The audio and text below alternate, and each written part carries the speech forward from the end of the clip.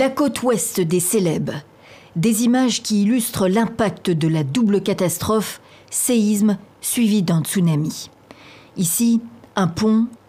Là, un centre commercial. Les équipes de secours n'ont pas encore atteint les zones les plus reculées. Des images de drones révèlent l'ampleur de la dévastation au sud de Palu. Ici, on est à 12 km à l'intérieur des terres. Il y a un an, l'ouragan Irma, lui, faisait 11 victimes et détruisait la quasi-totalité de l'île française de Saint-Martin, dans les Caraïbes. Pour le président français, si la reconstruction tarde, ce n'est pas de la faute de l'État. On l'écoute. On ne peut pas accepter l'état des logements que nous avons vu hier. Il faut donc accélérer les travaux, répondre aux besoins de la population.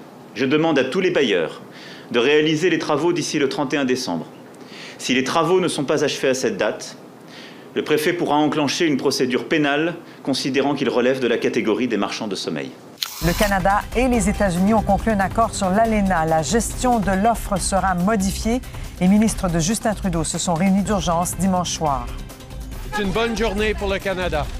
On va en parler demain. Saïd n'avait que 16 ans quand il a fui la Somalie. Tout seul, il a traversé la Turquie, la Grèce, puis l'Italie avant d'arriver en Valais. Dans sa fuite, il a perdu tout contact avec sa famille. Sont-ils en vie? Sont-ils en sécurité? Ont-ils réussi à rejoindre l'Europe? Ces questions le hantent depuis 4 ans.